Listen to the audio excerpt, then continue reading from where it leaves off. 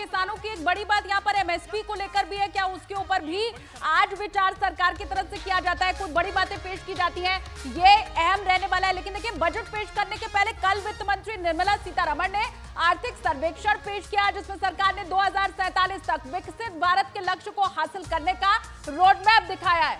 आर्थिक सर्वे में विश्वगुरु बनने का मंत्र दिया। Economic survey pre budget document होता है, इसमें सरकार अपना रोड मैप पेश करती है, यानी ये पूर्ण बजट नहीं होता, ये इसमें बड़ी बड़ी घोषणाएं नहीं होती। वित्त मंत्री निर्मला सीतारमण ने वित्तीय वर्ष 2023-24 का आर्थिक सर्वे सोमवार को सदन में पेश किया। आइए सीधे रुख करते हैं अमित पांडे का। अमित, निर्मला सीतारमण निकल रही है अपने आवास से वित्त मंत्रालय के लिए।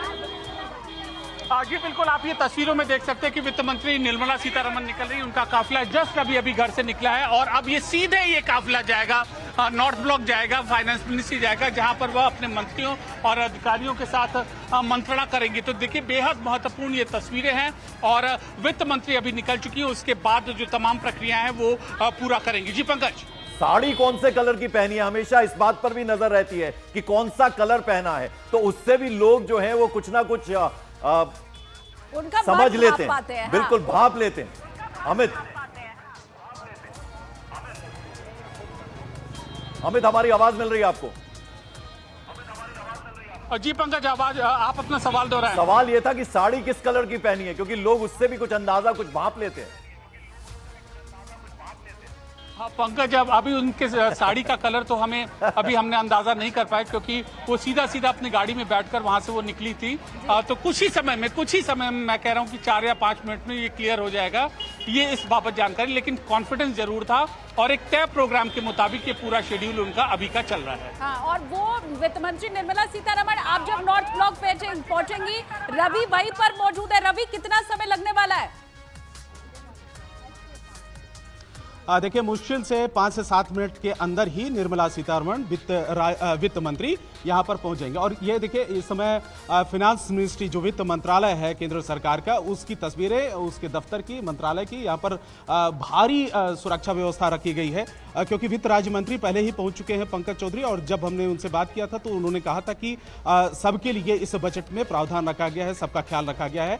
अब से थोड़ी देर बाद में वित्त मंत्री खुद निर्मला सीतारमण यहां पर पहुंचेंगे, अंदर जाएंगे। इसके बाद थोड़ी देर बाद एक फोटो अपॉर्चुनिटी होगी। तो फिलहाल यहां पर सुरक्षा व्यवस्था और पूरी तरीके से चाक चौबंद भी है, अलर्ट भी कर दिया गया है अधिकारियों को, और सुरक्षा यहां पर जानकारी भी मिल गई है कि वित्त मंत्री अपने घर से निकल चुकी हैं। तो फिलहाल एक बार तस्वीरें यहां पर दिखाएं कि आज बेहद ही महत्वपूर्ण है, क्योंकि ये पहला बजट है तीसरे कार्यकाल का मोदी सरकार का पूर्णकालिक जो बजट हो। और इस बजट में बहुत सारी उम्मीदें लोगों के लिए, चाहे किसानों के लिए, युवाओं के लिए, मजदूर तबका है, मिडिल क्लास है, महिलाओं के लिए, गृहिणियों के लिए, ये अलग, व्यापारियों के लिए अलग अलग जो सेक्शन है, वर्ग है, चाहे वो टैक्स में छूट होगी या फिर सरकार बोझ बढ़ाने की कोशिश करेगी, ये तमाम जो चीजें हैं उस पर बिल्कुल। चलिए, हम उस लम्हे का इंतजार करेंगे रवि, जब निर्मला सीतारमण पहुंचेंगी, वित्त मंत्रालय के लिए रवाना हुई है। अमित हमारे साथ हैं। अमित, जरा खास तौर पर कुछ बिंदुओं पे हम बात करें तो वो है अटल पेंशन योजना, यानी 5,000 से बढ़ाकर क्या वो 10,000 की जा सकती है, और फिर आयुष्मान भारत योजना, क्या महिलाओं को भी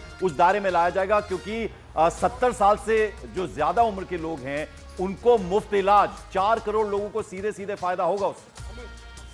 अमित, देखिए पंकज, कम से कम दूसरी बात तो आपकी मैं एकदम कंफर्म कर देना चाहता हूं कि आयुष्मान भारत योजना है, उसका जो दायरा है 70 साल की उम्र तक उसका किया जा सकता है, या फिर 70 साल के ऊपर भी जो बुजुर्ग हैं उनको स्वास्थ्य सेवाओं में के दायरे में सरकार के लाया जा सकता है। और इस बाबत एक विस्तृत जो बैठक हुई थी, प्रेजेंटेशन लिया, खुद स्वास्थ्य मंत्री जेपी नड्डा ने इसका प्रेजेंटेशन लिया है। तो ये तो लगभग तय है। दूसरी जो पहला पॉइंट आप बोल रहे थे, अटल पेंशन योजना, तो इससे भी संबंधित घोषणा यहाँ पर हो सकती है। और जो लोग, जो सीनियर सिटीजन्स हैं, उनकी जीविका कैसे चले, उनके लिए सरकार ख्याल रखती है, क्योंकि बड़ी तादाद में वो लोग भी मोदी सरकार को उन्होंने वोट दिया था। कैसे सरकार उनका ख्याल रखती है, इस बाबत भी योजना बिल्कुल शालिनी, इस वक्त जो एक्शन है वो रवि के पास है।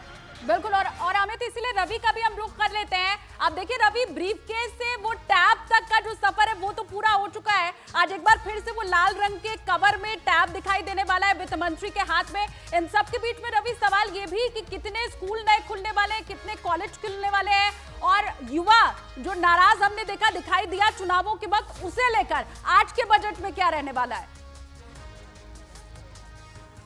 स्कूल कॉलेज की आपने बात किया और इस दौरान मैं एक बार तस्वीरें भी थोड़ा सा दिखाना चाहूंगा, क्योंकि गाड़ियों की आवाज भी आ रही है। अगर कैमरा पर्सन राकेश नेगी उस तरफ दिखाएं, हो सकता है कि वित्त मंत्री निर्मला सीतारमण की ही गाड़ी हो, क्योंकि बिल्कुल आवाज यहां तक सुनाई दे रही है। और जो यहां पर सिक्योरिटी है, जो वो हमें अंदर की तरफ जाने के लिए हमें बोला जा रहा है, क्योंकि वित्त मंत्री अब से थोड़ी देर के बाद में कभी भी यहां पर पहुंच सकती हैं। और यहां से पहुंचने के बाद सीधे वो राष्ट्रपति भवन, पहले मंत्रालय आएंगे, इस बाद राष्ट्रपति भवन के लिए रुख करेंगे।